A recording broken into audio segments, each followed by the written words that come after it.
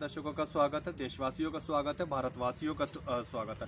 दर्शकों, अभी कुछ समय पहले ही सुप्रीम कोर्ट के ऑर्डर के बाद में चुनाव आयोग ने 3 कॉलम बना दिए अपने चुनाव लड़ने के प्रत्याशियों के लिए भी, और साथ में वोटर आई कार्ड में स्त्री, पुरुष और किन्नर। ये एक बड़ी जीत हुई किन्नरों की, जो कई साल से वो इस विषय के लिए संघर्ष कर रहे थे। उससे पहले क्या होता था कि या तो किन्नर को पुरुष लिखना पड़े या स्त्री लिखना पड़े, इसके अलावा कोई चारा नहीं था। अब तीसरा किन्नर एक वर्ग कर दिया गया है, और यही वर्ग बहुत बढ़िया वाली बात है कि कई राज्यों में नौकरी के लिए भी हो गया है। यानी कि कई राज्यों में अगर किसी को क्लर्क की, पुलिस की, माली की नौकरी के लिए अप्लाई करना होगा तो स्त्री और पुरुष या मेल फीमेल के बजाय वहाँ पे एक तीसरा कॉलम किन्नर भी होगा। बहुत से लोग जानते होंगे कि अभी लॉकडाउन से पहले एक किन्नर की बहुत ज़्यादा चर्चा का विषय रहा, और टाइम मैगजीन तक ने फ्रंट पेज पे उनका फोटो छापा कि ब्यूटिशियन की दुनिया में, ब्यूटी पार्लरों का काम करने में उन्होंने भारत में नंबर 1 पोजीशन बनाई, और इस समय उनके साथ में कई सारे काम कर रहे हैं। कई मशहूर किन्नर जो उन्होंने दूसरे छोटे मोटे काम ना करके फिल्म इंडस्ट्री में अपनी पहचान बना रखी है, और बाकायदा सलमान खान और ऋतिक रोशन जैसे फिल्म स्टारों के, गोविंदा जैसे फिल्म स्टारों के साथ काम कर रहे हैं। किन्नर समाज है वो पहले की तरह नहीं रह गया, जो हम जिनको तुच्छ दृष्टि से देखते थे या बस यही मानते थे कि नृत्य और गायन करना ही, नाच गाना ही उनका काम है। अब उन्होंने अलग अलग पेशे अपनाए हैं। बिजनेस की दुनिया में बात करें तो भारत के अंदर 15 किन्नर ऐसे हैं जो बिजनेस की दुनिया के अंदर है, प्लास्टिक और लोहे का कारोबार करते हैं, और दूसरे और लोगों की तरह अच्छा बिजनेस कर रहे हैं। कुछ किन्नर अभी भी अपने नाच गाने वाले काम में हैं, लेकिन किन्नरों के बारे में हम बाद में बात करेंगे। सबसे पहले हम बात करते हैं कि इस समय हम नागलोई के एक मंदिर में हैं। इस मंदिर के महंत श्री मुकेश नाथ जी हैं। हम पहले उनसे बात करते हैं। मुकेश नाथ जी, ताज़ा खबर चैनल में आपका स्वागत है। सर्वप्रथम दर्शकों को ये बताइए कि इस मंदिर की महंत की गद्दी आप कब से संभाल रहे हैं? नमस्कार जी, जय गुरु महाराज की। मैं इस गद्दी में 2004 से बैठी हूँ। मेरे से पहले महेंद्र नाथ जी थे, इनसे पहले इलायची नाथ जी थे जी। और ये सैयद गांव चंद्र विहार रोड पे शमशान घाट के बगल पे पड़ता है। ये गोरखनाथ आश्रम मंदिर है, और यहाँ लोग बड़े दूर दूर से श्रद्धा लेके, भाव लेके आते हैं। यहाँ दूने की विभूति लेने से, खाने से उनकी मनोकामना पूर्ण होती है। बड़ी बड़ी बीमारियां कटती हैं, जिनके औलाद नहीं हो पाती है, विभूति लेने से उनकी औलाद होती है। अब ये शक्ति कौन सी काम कर रही है, या कौन सी शक्तियाँ कहाँ से आ रही है, ये गुरु गोरखनाथ जी के मालिक को पता है, गुरु गोरखनाथ जी को पता है। हम तो उनके नाम का दूढ़ा चेतन करते हैं, उनको और विभूति जो देते हैं उनसे उन लोगों को फायदा होता है।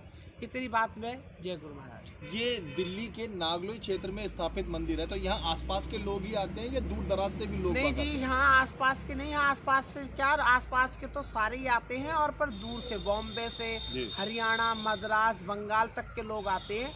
अभी थोड़े दिन पहले यहाँ पे लोग बम्बई से होके गए हैं, और यहाँ सभी दूर दूर से श्रद्धालु आते हैं, और काफ़ी मनोकामना पूर्ण होती है। यहाँ बहुत दूर दूर से लोग जुड़े हैं। अच्छा, कुछ उन लोगों के जिक्र बताइए जिनकी मनोकामनाएं यहाँ पूरी हुई हो, और जिन्होंने बड़ी खुशी से आपके चरण छू के धन्यवाद कहा हो इस मंदिर में मनोकामना पूरी होने पे, या आपका आशीर्वाद मिल जाने पे, या बड़ी किसी महिला ने आंखों में आंसू भर के जो है वो आपको धन्यवाद कहा हो, तो जब आपका मन, कोई ऐसे 1-2 बातें हमें बताएं। देखिए, ऐसा तो मैं आपको क्या बताऊँ, आप फिलहाल अभी आश्रम मंदिर में बैठे हैं जी, हाँ ना। एक ऐसे बच्चे का जो बाप, जिसका बच्चा यहाँ ठीक हुआ, वो खुद मौजूद में है। उनके बच्चे का क्या ठीक हुआ वो खुद बता देंगे। उनके बच्चे की किडनी यहाँ से विभूति से ठीक हो गई। तो मैंने कुछ नहीं करा, करने वाला विधाता है, और करने वाला विधाता है उसकी। यहाँ पे मैंने कुछ नहीं करा, उसने करा, ये विभूति का कमाल है, और उससे हो गया। और लोगों को यहाँ पता भी है। यहाँ आसपास निहाल बिहार के एरिया में मेरे बारे में अगर कोई पूछेगा इस ढूंढने के बारे में, तो लोग बता देंगे कि यहाँ पे क्या क्या होता है, कैसे कैसे अच्छे अच्छे काम होते हैं। यहाँ लोग कैसे रोते हुए आते हैं, हंसते हुए जाते हैं। मैं ज़्यादा नहीं, 20-25 लोग तो यहाँ नज़दीक में ही कि जिनकी औलाद नहीं थी, विभूति से औलाद होगी जी। तो ये गुरु महाराज की महिमा है यहाँ।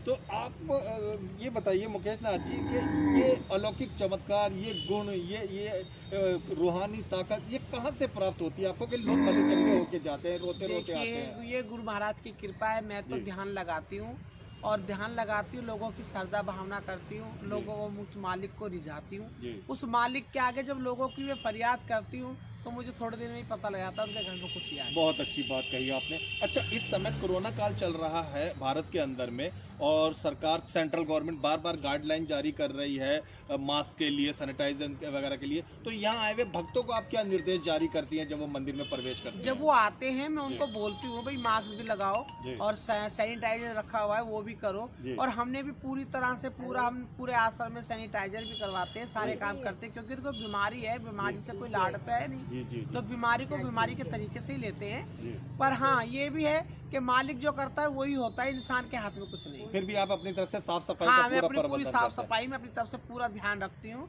पूरी रखती हूँ कि भाई आश्रम में आने वाला बंदा डिप्रेशन बना के रखे, अपना साइड थोड़ी दूरी में खड़े रहे, और थोड़ा अपने आरती पूजा में भी खड़े होते हैं तो भी इनको पहले समझा दिया जाता है कि थोड़ा सा दूर दूर रहें और अपनी पूजा। अच्छा मुकेश नाथ जी, एक पर्सनल प्रश्न पूछना चाहूंगा आपसे कि आपके चमत्कारों के विषय में सब जानते हैं, आप बड़े आध्यात्मिक हैं, सब जानते हैं, लोगों की मदद करते हैं, सब जानते हैं, लेकिन लोग आपके पास देखता हूं मैं कई समय से कि वो डेरा डाल के बैठे होते हैं कोई ना कोई मुराद के लिए, लेकिन मुकेश नाथ जी पर्सनली किस चीज़ का शौक रखते हैं जब वो इन सब से दूर अलग होते हैं? तो क्या फिल्में देखते हैं, किताब पढ़ते हैं, घूमने जाते हैं, क्या पर्सनली क्या शौक है? मेरे को ना तो फिल्म देखने का शौक है, ना खाने का, ना पीने का, मेरे को कोई शौक नहीं है। मैं जब अकेले होती हूँ तो उस मालिक से मेरा ध्यान रहता है, सिर्फ उस मालिक की ही बातें चर्चा करती हूँ, और कुछ मेरा थोड़ा सा शरीर ऐसा ही हो गया है, अब तो बीमारी का शरीर है, तो उस हिसाब से मैं अब ज़्यादा मेहनत भी नहीं कर पाती, तो मैं मालिक का ध्यान ही करती हूँ, और मैं कुछ नहीं करती, ना मेरे को कोई किताब पढ़ने आती, मैं पढ़ी लिखी नहीं हूँ, मैं किताब भी नहीं पढ़ पाती हूँ, ना मैं पढ़ी लिखी हूँ, बस मैं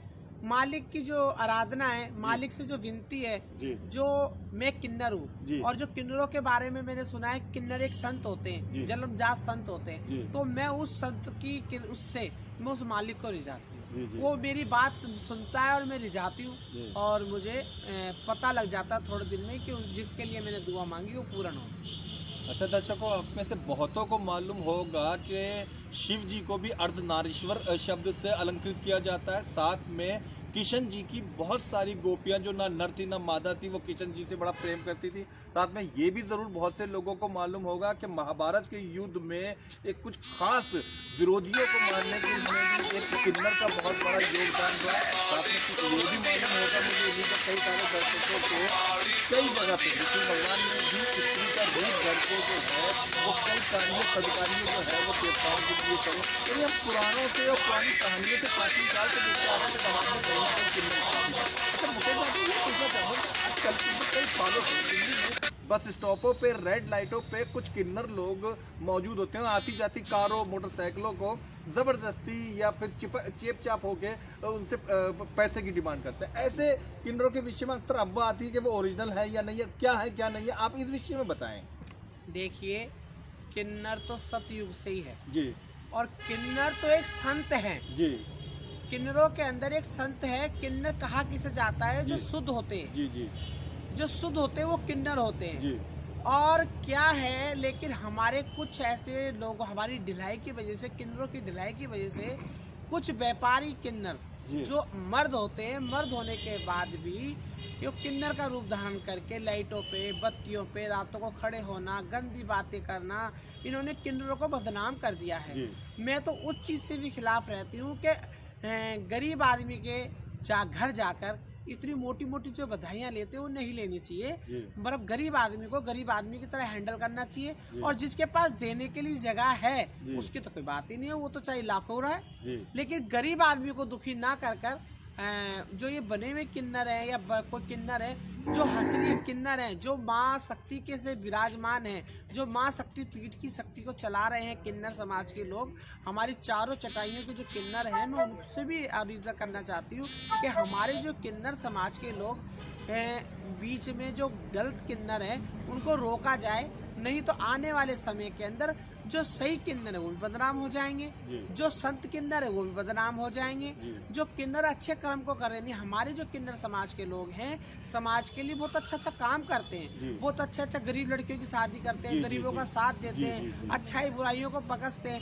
लेकिन जो बने हुए किन्नर हैं उन्होंने क्या हाल कर रखा है कि किन्नरों की कमाई से अपना संसार चलाते हैं, पीते खाते रोडों पे गलत, और हर आदमियों को उल्टा सीधा बोलते हैं, वो मुझे पसंद नहीं है। ये मेरे सभी भाइयों से, सभी किन्नर समाज से, सभी माताओं बहनों से कहे भाई ऐसे किन्नरों से बचें। जय गुरु। बहुत अच्छा, बहुत अच्छी बात कही आपने। अच्छा, अंतिम प्रश्नों की तरफ आना पसंद करूंगा। कृपया दर्शकों को ये बताइए कि कई गरीब आदमी, मतलब हमने इस बारे में जायज़ा लिया, मालूमात करी, तो गरीब आदमी से किन्नर लोग आमतौर पे 21,000 रुपये, बहुत सारे कपड़े और बहुत सारी मिठाइयाँ इत्यादि की डिमांड करते हैं। अमीर से करी जाए तो ठीक है, गरीब से करी जाए तो लोगों को थोड़ी बहुत तकलीफ होती, थोड़ी बहुत क्या कभी कभी ज़्यादा होती है। इस बात को आप किस नज़रिए से देखती हैं? मैं इस बात को इस नज़रिए से देखती हूँ कि जो किन्नर हैं जी, उनका, किन्नर का मतलब होता है शरीर, उनकी आत्मा निर्बल होनी चाहिए। जी, जी, लेकिन हमारे जो किन्नरी जिद करके जो पैसा लेते हैं गरीब आदमियों से, मुझे वो पसंद नहीं है। मेरा अपना नजराना है, आगे वो क्या करते मुझे पता नहीं, पर अपना मेरा नजराना है कि वो नहीं लेना चाहिए। जो अच्छे खा रहे हैं, जो अफसर हैं, जिनके पास गुंजाइश है, जिनकी लाखों की कमाई है, अगर उनमें से हम लेते हैं लड़के, तो मुझे उनसे कोई तकलीफ नहीं है। पर एक रिक्शा चलाने वाला दिन भर में 1000 से ऊपर तो कमा नहीं सकता, और किन्नर जाके उसे 11,000 की डिमांड रखते हैं या 5,000 की डिमांड रखते हैं, तो बताओ गरीब आदमी कहाँ से देगा? आजकल खर्चे पूरे नहीं होते, फिर उनके बच्चों की पढ़ाइयाँ पूरी नहीं होती।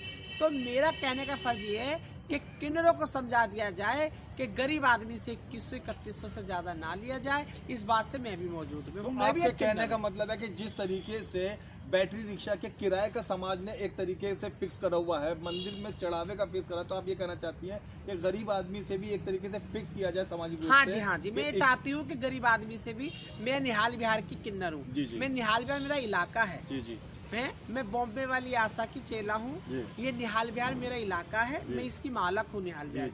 पर मैं फिर भी बाबा जी बनी हुई, मुझे इनसे कोई वो लेना देना नहीं है। किन्नरों से मैं ना उनका खाती हूँ ना उनका लेती हूँ।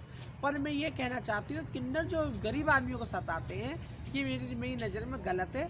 और अगर इसके लिए किन्नर मेरे से उल्टा ही बोलते हैं, कुछ कहते, तो मैं उनको समझाती हूँ। और किन्नरों को लिए कहना समझाना इसलिए ज़रूरी है क्योंकि आगे जो आने वाली नस्लें हैं वो हमारी खोखली हो रही है। अब आपने देखा होगा कि जो जगराता करते हैं, जो जागरण करते हैं, वो पहले लड़कियों के वेश में रहते हैं, फिर धीरे धीरे किन्नर बन जाते हैं। तो बताओ, ऐसे तो गलत हो रहा है ना। ये है मेरा समाज के लिए कहने का वो।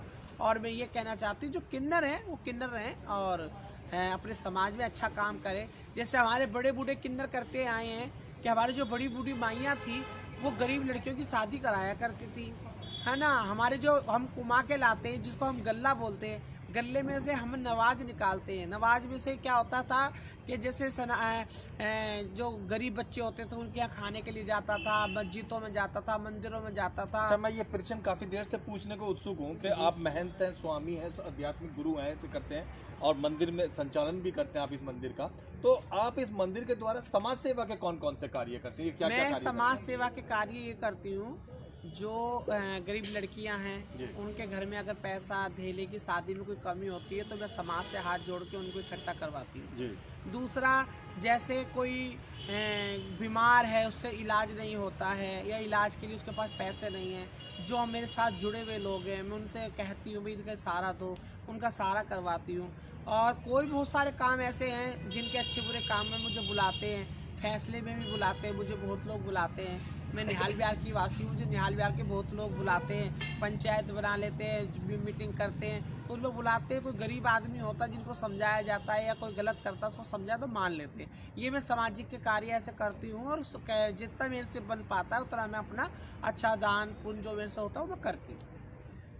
अच्छा, लाखों लोग आपको देख रहे हैं इस समय कोरोना काल में, आप लोगों को क्या क्या उपदेश या क्या सलाह देना चाहेंगे? मैं ये सलाह देना चाहूँगी, भैया ये बीमारी से कोई लाड नहीं है, ये बीमारी से कोई प्यार नहीं है। बीमारी को बीमारी के तरीके से देखें और बीमारी को बीमारी के तरीके से देखते हुए आप कम से कम भीड़ भाड़ में निकलें और हाथ सैनिटाइजर करते रहें और मुंह पे रुमाल या मास्क बांध के रहें।